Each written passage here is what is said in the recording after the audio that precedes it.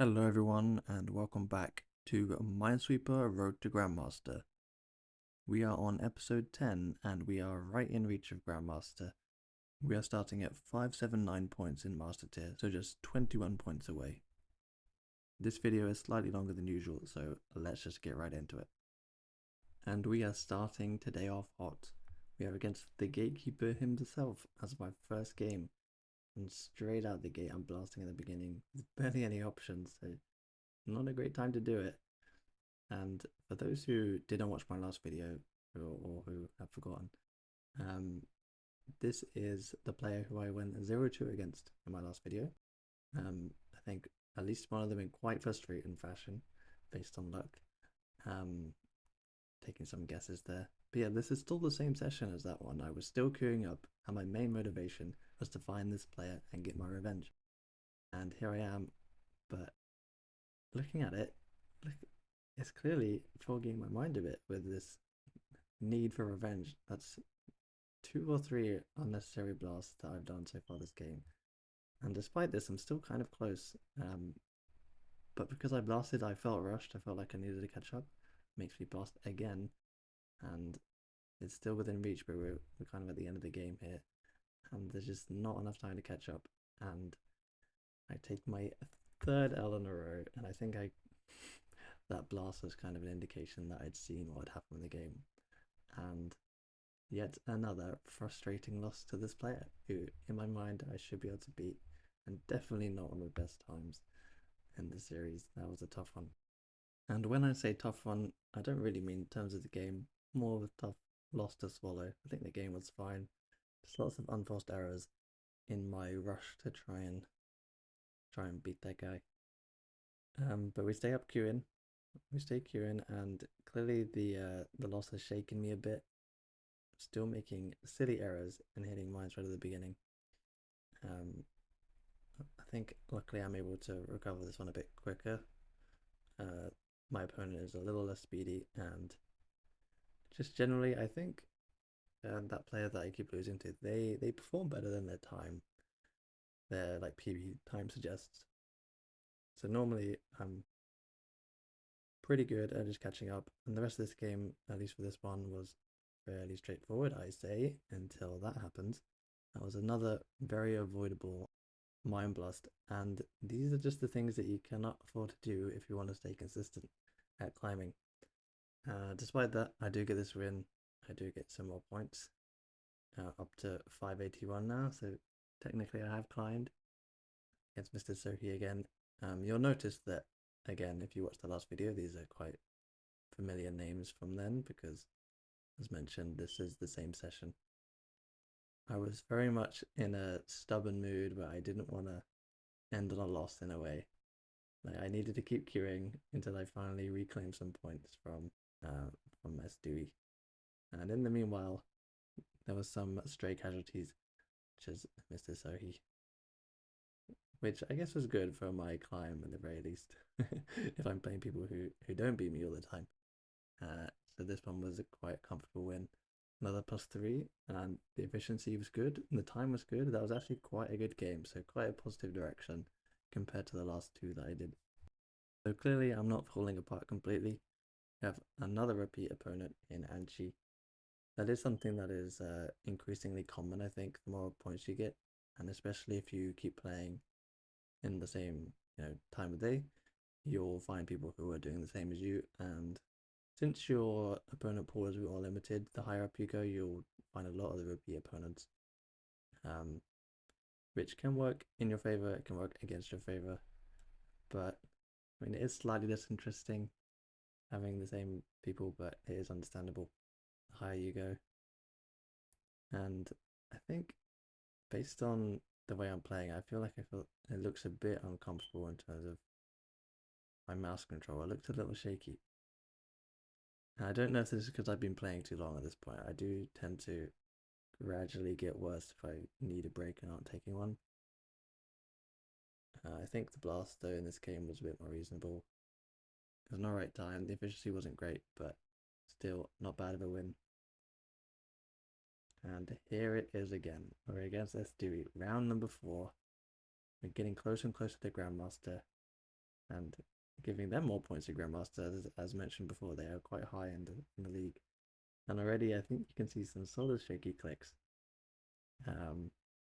But I just want to have a steady game where I'm not making any stupid mistakes, and I feel like I should be able to win.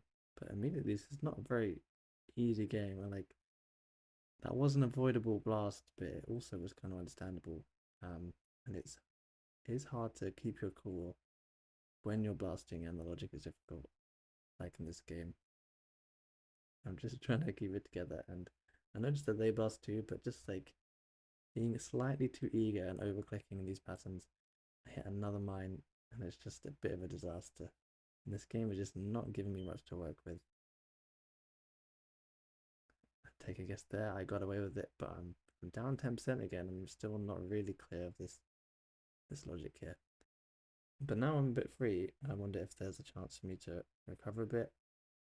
Another not very easy logic, and I mess it up again. It's just very difficult to stay clear-headed and see these more challenging logics when I'm emotionally attached. And I wouldn't say this is that usual for me either. But this specific session, I was really trying to hunt for this revenge, and another sour loss, and another very slow game from me against his opponent. And as mentioned in the video title, I am completely being gatekeeped. Every time I play against them, they have my number, and I don't play well, and now I'm 0-4 against them. So it's tough out here. I'm just getting more and more annoyed at myself for not playing well enough. And now, as per usual, taking it out on Anchi, which I do luckily have a bit better 1% against. In between all of these games, I do play expert while I wait for the queue to pop, just as a bit of an insight. And I remember I was playing okay, you know. I wasn't feeling like I would expect to be blasting a lot in these games and be playing not my best. But when it came to the games, I think something was slightly off. Despite sometimes having good games like this one was not too slow and the efficiency was not too bad. But I'm still kicking myself for losing more than I feel like I should have. This time against a Korean player, we have not run into our Gatekeeper again, and we're getting closer and closer to the holy land of Grandmaster, only 8 points away. And that is a tough click. I almost want to go back and see what happened, because I can see why my brain thought that was fine. And it did put me behind for a bit, which is a little scary, being in the red. There is also something to mention, kind of like the mental warfare of being in the red, especially when I'm so used to being in the green in my climb. You can see out the corner of your eye that it gets a bit darker and you know something is up, but you don't really have time to fully check out what's happened. So you just feel the pressure instead. And that 50-50 was actually quite crucial to unlock this bottom section. That could have been another blast and could have been dangerous. Another guess that could have been dangerous for me. But for once, I don't know about for once, but that time at least, the luck smiled upon me and I was able to win. And now we are 1 game away, 2 points away from Grandmaster. All I need to do is win this game against someone with a PB of 60 on expert. This should be a routine win for me. It's not against the one person who I can't ever beat, so I should be feeling good. All I need to do is play clean and not do anything disastrous. And so far, cozy lead. I'm up good 23. That's room for at least a couple blasts and still being in the game. So it takes something pretty horrible to happen in this corner for me to not get it, but it's looking like it is going my way. And the anti-climax of misclicking, not even misclicking, just clicking the wrong thing in the corner for my potential final click, but quickly recover, and we get to Grandmaster. The score of 45-8. But wait, who's this? I'm in Grandmaster. My first game is against my one and only Gatekeeper, and I thought it was such a perfect moment to finally take on my new ranking and prove to them that I'm a new being now. I'm part of the Grandmasters and to get my win against them. Because obviously I wasn't going to stop after getting Grandmaster. You know, I hadn't got my win yet. And let's remember that was what this all was for. This is all for revenge, this session. And so far, I'm keeping it kind of steady. It's what I want and what I wanted from these games. Even doing some logic there quite well, I think. But it was just really building up, like trying to maintain the focus on this difficult logic, and eventually I crack and do another blast. I just cannot help myself from blasting when I play this person. And honestly, these games really push it out of me. Like, they've not been completely straightforward. And again, I kind of lose a bit of composure after the blast and hit another mine with some shaky clicks. And despite my bravado at the start of wanting this to be my perfect introduction to Grandmaster, I have already lost. You know, I think I watched their game back and they went a different direction. They had a much more simple game than me. I mean, props to them. They also, I think, chose the path wisely. But despite that, I'm still in Grandmaster. And I would stop the video here, but I did keep playing. And I thought I needed to feature this video because this guy actually messaged me after this game and complimented this video series, so it felt wrong to not continue and feature them. Despite the game looking like this, not the most pretty. I don't think this was the peak of my play by any means in this video. But I did do the job, unless I lose this actually, yeah. If I lose this, I do lose my Grandmaster, and if I keep blasting like that, we could be in risk. There are a lot more games that I did play. I think I put in another couple sessions, so there is more that could be shown. We'll see how this game goes though. It's actually very tight at the end. It was a 0 difference for a moment, but my final click was next to my mouse and theirs wasn't, so I managed to get a 1 second lead on them right at the end, which was super clutch. And yeah, just shout out to them for their nice comment. And to give them some credit, I did rematch against them in a future game in that session, and they did beat me. So despite it being close, they got their revenge. But yeah, I think I'm going to end the video series here. I managed to play my last potential relegation game in Grandmaster, got the win, stuck the landing, you could say.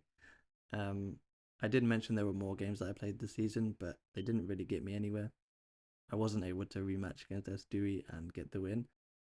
But for those who really want a happy ending, I did match against them way later in a different season, and I was able to beat them then. So I do stand a chance sometimes, but maybe not in these last 2 sessions that I've shown. And now that this road to Grandmaster has come to a close, I wanted to have a bit of a discussion about kind of the future of the series and my YouTube channel. I know at the very start of this series, I kind of hinted I might go further than just Grandmaster, and I would still like to do that. I know that I have potential to get even higher up the rankings than just meeting the 600 point boundary. I think there's more to be done when it comes to a PvP series. But I also think that the way that I'd be doing it at the moment might not be the best way to do it, and as I mentioned, I was having doubts about whether this was the best format, whether this was the best way to get engagement, and basically whether people actually wanted the series to look the way it does at the moment. But if you are one of these people who do enjoy watching, if you have any opinions about what you want to see and what makes a series like this good to watch for you, I would love to hear it. Put it in the comments and I will happily kind of take it on board, because I do want to do a season 2 of PvP, but I do want to do it differently. Part of my concern about this series going forwards was there's this problem that I sort of mentioned this earlier a little bit, but the higher you go, for one, the mountain you climb gets much lower.